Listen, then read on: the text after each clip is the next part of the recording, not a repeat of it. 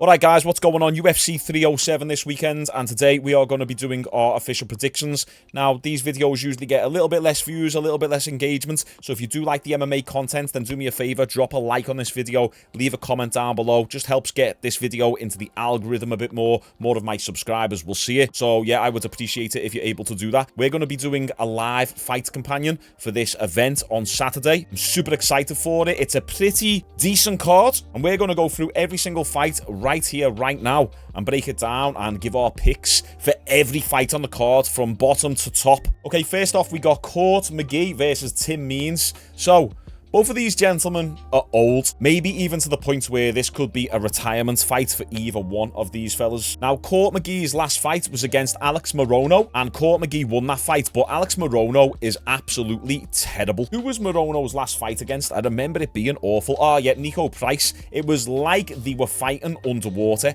They were fighting in slow motion. It was one of the worst displays of athleticism from two professional athletes I'd ever seen. Lost to Matt Brown before that fight. Now, I remember Tim Means had really good Muay Thai, but I haven't really watched much of him in recent years. He's coming off a KO loss against Medic. Before that, he KO'd Andre Fiallo. For this fight, I'm going to go Tim Means by decision. I think it's going to be a pretty boring fight. I think both of them are going to struggle with the elevation because it's at altitude. Tim Means, he's got a dad bod, but he is a bit more athletic, got a bit more speed in his punches. McGee, a little bit more ploddy, stuck in the mud, lunges in. Maybe can hold Tim Means against the fence or on the ground, but I can see Tim gradually outstriking over the 3 rounds. So we'll go Tim Means by decision. Next, we got... oh, freaking hell. Oh, man. Carla Esparza versus Tecia Pennington. Now, I haven't really put much down on my notes for this one because I'm just not invested in these female fights. I remember back in the day when Ronda Rousey was fighting, when Holly Holm was somewhat decent, even when Amanda Nunes was top of her game. The female division was exciting. There were more finishers. Even Joanna Jędrzejczyk, that era of female fighting was pretty decent. Now it's pretty poop, to be honest. So, Carla Esparza versus Tecia Pennington. So, Carla fought for the title against Zhang Weili and lost. Tecia is on a 2-fight losing streak against Tabitha Ricci, who's not too bad, to be honest, and Mackenzie Dern, who is packing some cake. So they're fairly good opponents who Tecia has lost to. But I think Carla's going to be able to get the takedown. She's going to be able to hold Tecia Pennington down for pretty much the entire fight and grind out a boring decision victory. So Carla Esparza, boring decision. Right, moving on. Ryan Spann versus OSP. Now, Ryan is on a 2-fight losing streak. He's not the smartest fighter. He's lost some fights that he probably could have won if he had better fight IQ. But his saving grace is he does have power in his hands. He's tall, 6'5", very big for the light heavyweight division. So yeah, he's got that power, but I think that fight IQ is going to do him dirty in this fight. And I think we're going to say Ovince Preux get a decision victory. I think Ryan Spann might catch OSP early on in the fight, but OSP will adjust and then he'll resort to an Israel Adesanya type fight where he'll spam some jabs, some low kicks, stay on the outside, circle away from Ryan Spann's power hand, and I think we're going to see a boring decision victory by OSP. I also think both of them will gas out in this fight. OSP is a little bit older now. I think he's 41 years old. Ryan Spann's going to just throw some big, massive haymakers and not considered as gas tank. So although Ryan Spann's got that power, I just think OSP has got the fight IQ, he's got the experience, and I think he's going to be able to survive the early onslaught by Ryan Spann and get a decision victory. Right, moving on, we got Cesar Almeida versus Ihor Potieria. Guys, I'm going with Cesar Almeida in this fight. He's in the Alex Pereira fight camp. We seen him on Alex Pereira's video yesterday, I think it was. And if he's training with Pereira, I'm putting my money on him. Well, although I don't actually bet, so I'm not putting money on anyone. Now, although Cesar Almeida's only got 5 wins and Ihor has got 20 wins, Ihor's got that experience factor. I just know that Cesar Almeida is fast, very fast, twitchy, explosive. He's got that Brazilian athleticism. Kind of like Jose Aldo. I think he's going to be coming into this fight with high confidence, especially with being in the Alex Pereira camp and Alex Pereira having so much momentum behind him. To be fair, they're both coming off losses coming into this fight. Cesar Almeida lost against Roman Kopylov. Ihor lost against Michel Pereira. So they've both lost to some pretty decent opponents. So there's nothing really to be embarrassed about here, but I've just got a feeling that Cesar Almeida's going to get this done. I'm going to go Cesar Almeida maybe by First round KO. He's got an 80% KO rate. So Cesar Almeida for that one. Moving up the card, we have Austin Hubbard versus Alexander Hernandez. This fight wasn't on the card yesterday when I looked at it, when I took notes. So I guess we can just do this one on the fly. Right, okay. So I'm not going to give this one too much analysis, guys. I'm going to go based on my gut feeling. Alexander Hernandez has had a tendency to gas out in the past. He's quite muscular, although he's at the featherweight division now. So it depends on how much weight he's cutting to get down to the featherweight division, because he was already shredded at lightweight. So does that weight cut take a lot out of Alexander Hernandez? I haven't watched any of his recent fights. I do know he's fought a little bit tougher competition than Austin Hubbard, and granted, he always loses when the competition is good. So obviously he's fought Renato Moicano there, Jim Miller, but he won against Jim Miller. Damn, I can't even remember that. That was last year, February 2023. Okay, I'm going to go Alexander Hernandez. I think he's going to have success early on in the fight, maybe in the first and second round, and then he's going to gas out in the third round, lose that round, but overall get a decision victory. Moving up the card, we got Marina Rodriguez versus, how did you even say that? Iasmin? Lucindo. I remember Marina Rodriguez's fight against Michelle Waterson, the Karate Hardy, as you Americans say. She had nasty boxing. She got long arms, almost Nate Diaz-esque. She had really good knees in that fight, really good elbows, put loads of pressure on Michelle Waterson. Up against the fence. She kind of reminds me of a prime Tony Ferguson, in that Michelle fight at least. Now, she did get battered against Amanda Lemos, but I think that was before the Michelle Waterson fight. Now, Marina is coming off a loss against Jessica Andrade, but it was by a split decision. I don't really know anything about this Iasmin Lucindo. I'm going to go with Marina Rodriguez, guys, just as a little bit of a gut feeling. And especially with the female fights, I'm always inclined to say decision. I think she might have the potential to get the stoppage, but let's have a little look. She wins 38% by KO. Iasmin wins 50% of the time by KO. Let's go Marina Rodriguez by decision, yeah. Right, we've got Stephen Thompson versus Joaquin Buckley. I'm a little bit sad about this one, guys, because Stephen Thompson at one point was one of my favourite fighters. I've said it a million times, take a shot every time I say this. Years ago, I went to see Stephen Thompson versus Darren Till here in Liverpool, my home city. And, I mean, it was a great fight. I actually thought that Stephen Thompson won when I watched it live, as did many other people. And I think this is probably going to be the end of Stephen Thompson's career right here. I think Joaquin Buckley is going to get the victory. Now, here's the thing. Stephen Thompson can win and will win if he's able to keep Buckley off him, but I don't think he will be able to do it. Buckley has got pretty decent wrestling, and he's also on a 4-fight win streak against somewhat decent opponents. So the question is, can Buckley take Stephen Thompson down? And I think potentially yes, because the last time we seen Stephen Thompson's takedown defense being at least somewhat okay was against Tyron Woodley, and he still got taken down in those fights. Stephen Thompson's a little bit older now, and I don't really see him being able to make the adjustments this late on in his career. I think if this was just a purely stand-up battle, I think Stephen Thompson would be able to get the decision. Stephen hasn't had a KO in quite some time. You know, he couldn't finish Kevin Holland, and he was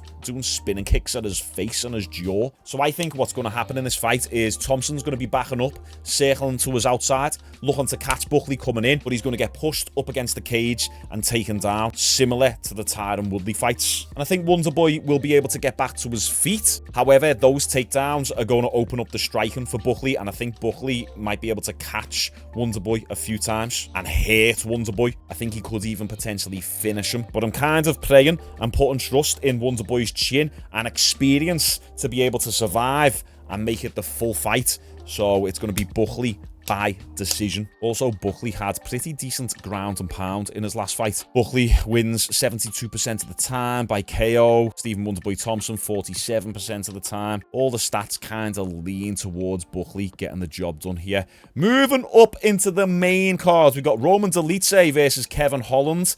This was an interesting one. I was a little bit on the fence with this one. So, Dolidze is a big dude. He's jacked, he's very thick, and his last fight was against Anthony Smith, who he actually outstruck in that fight, which is surprising because when you go toe-to-toe with Smith can dance around and land some decent jabs on you and often take it to a decision just by striking you on the outside. And I do believe Kevin Holland, is he on the back end of his career? Potentially so. And I did believe at one point that Kevin Holland might have been able to have, like, risen through the ranks, but we just never really saw that for whatever reason.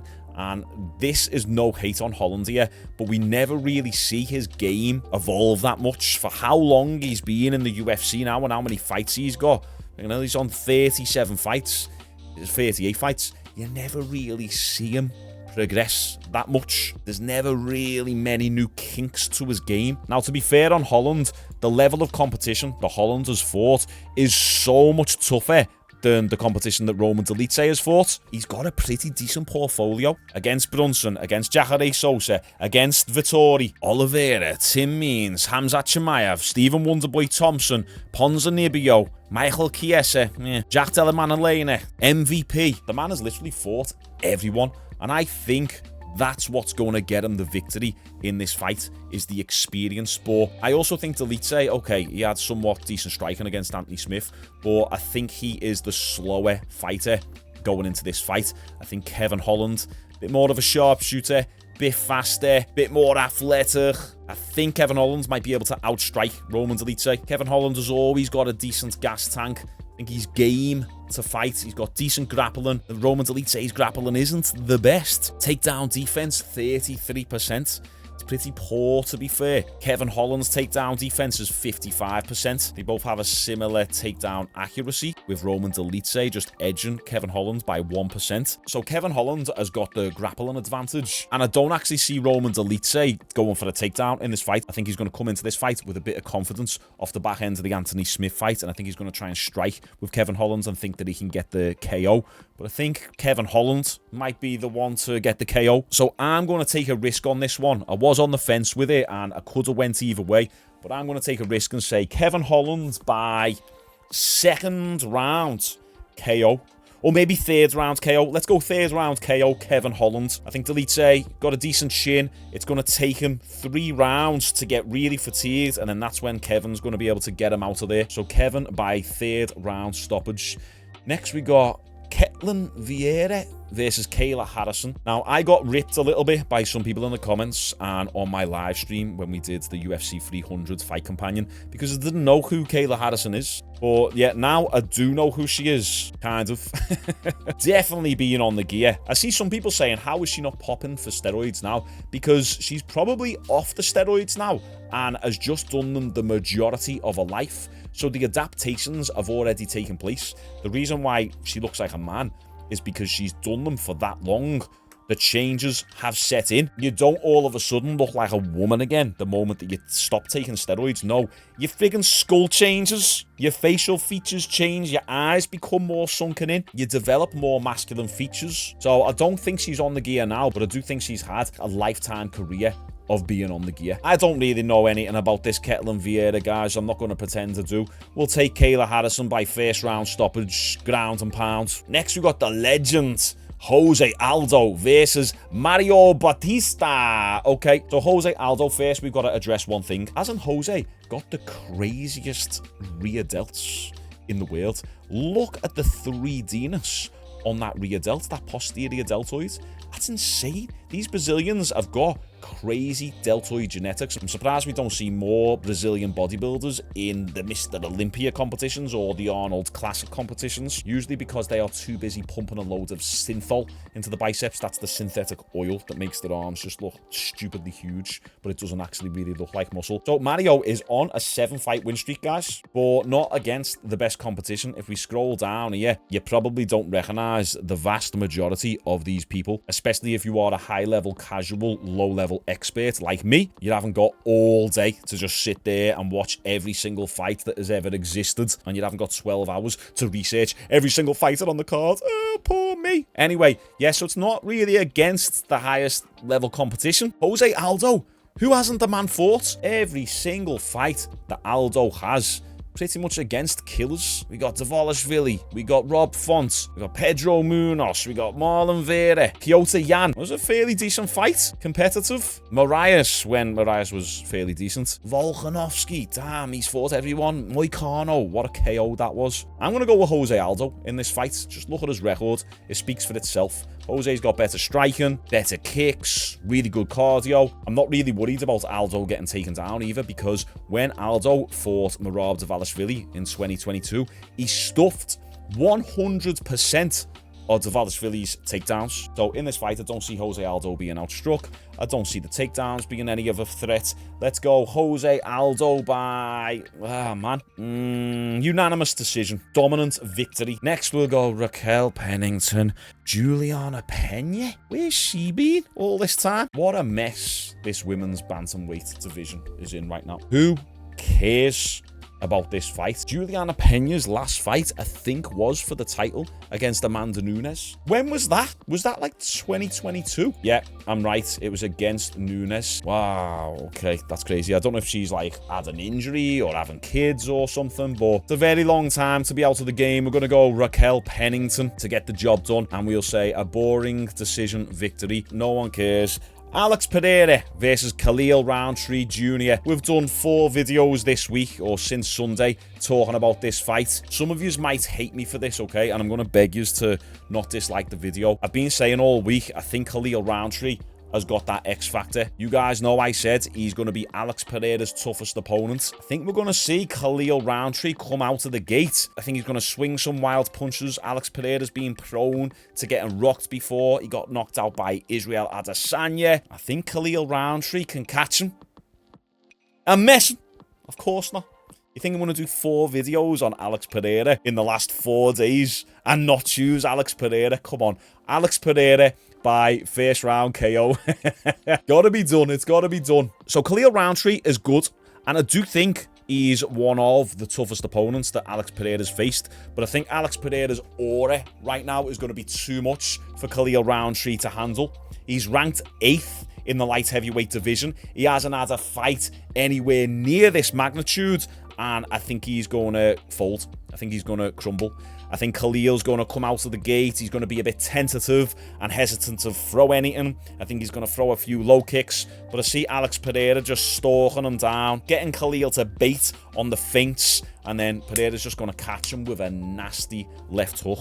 As always, I've got some other notes. So Khalil Rountree as a fighter is kind of like a blend of being aggressive but also fundamentally sound within Muay Thai, but also very wild. And when he gets into those wild exchanges, that technique goes completely out of the window. Go and watch the Anthony Smith fight. Go and watch the video that I put up the other day covering some of Khalil Rountree's highlights. His technique goes out the window and he just swings shots like crazy. You do that against Pereira, you're getting flatlined, you're getting caught with the left hook, kind of like the Yuri Prohaska knockout. You dart in there and your hands are down by your side and you're doing these big wild punches. Pereira will catch you. And also think about it this way. Alex Pereira, kickboxer, Khalil Rountree, Muay Thai.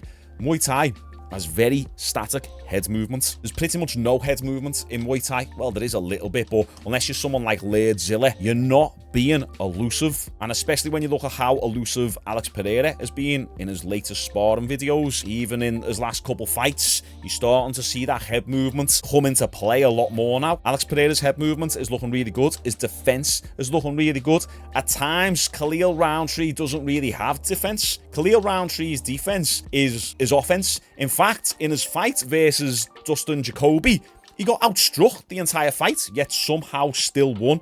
God knows how that happened. He was getting jabbed by Anthony Smith. Anthony Smith was pressuring Khalil Rountree, and it still took Khalil 3 rounds to get Anthony Smith out of there. So how is Khalil going to respond when it's Pereira stalking him? I think he's going to be biting on all the feints, and Pereira is going to draw out a shot from Rountree. He's going to throw a wild shot, and Pereira's going to dip back, bang, catch him with that left hook, or maybe even the slip, and then that uppercut left hook. We've seen Pereira work on that loads in his sparring recently. Another thing is Pereira doesn't have to worry about takedowns in this fight either, and if he does get taken down, I think he's been working hard enough to be able to get back to his feet. I think Pereira's got more weapons than Khalil, and also don't be surprised if we see a spinning kick or a spinning back kick out of Pereira. He used to throw it a lot when he was kickboxing, not so much anymore. But I think now that Pereira is a lot more confident in his takedown defense and his ability to get back to his feet, I think in his next few fights we're going to start seeing new weapons of Pereira. But they're not really new weapons, they are old weapons that he's just put in the back pocket because the takedowns have always been a threat. But going into this fight, the takedowns aren't a threat. So I would love to see like a little spinning back kick out of Pereira because he can do it. He just hasn't done it within the UFC yet. And I think that head kick of Jiri Prochazka is the start of Pereira starting to open up his arsenal now. So I don't really see Alex Pereira losing anytime yet. Khalil does have that X factor though, and there's a certain percentage of people who believe that Khalil Rountree can win. I see them in my comments, and I hear, yeah, maybe he can. It's a fight. Anything can happen. You know, sometimes I'll speak in absolutes, but I know that I shouldn't be speaking in absolutes because the only time I ever really speak in absolutes is in these videos. In real life, when I'm speaking to me mates, I won't speak in absolutes. But in order to get a following on YouTube, people want to see you double down. So I'm kind of speaking in absolutes here when I'm saying Alex Pereira is going to KO Khalil Rountree. If this video ages like milk, so be it. But I think everyone is predicting Alex Pereira to get this fight done. And then the 10 people who are picking Khalil Rountree to win, if he does win, will come back on this video and go, "You don't know anything about fighter. Such a casual take. That's shown him." Stupid divvies. Anyway, Khalil Rountree does have that X factor. He's finished a good few opponents pretty impressively. Go and take a look at his highlight reels. But I still don't see it being enough. Those level of opponents were nothing like the level of opponents that Alex Pereira's faced in both Glory and the UFC. And Khalil's also been really inactive. I think he's fought once in the last year, where Alex Pereira like 3 or 4 times. So I think the only way we really see Alex Pereira losing in the next few years is if he gets taken down by someone like Ankalaev. He just gets held on the ground and pounded, or a submission. But I guess he could get caught with a lucky punch. We'll have to see. But I'm taking Alex Pereira, first round KO. Please throw a little spinning back kick or a wheel kick, Pereira. I'd love to see that. And that's the predictions, guys. Let me know what all of your predictions are down below. And make sure you tune in for the live fight companion this Saturday. Can't wait for it. I'm bringing me snacks, and we're going to have a boss night. Okay, like this video. See you tomorrow.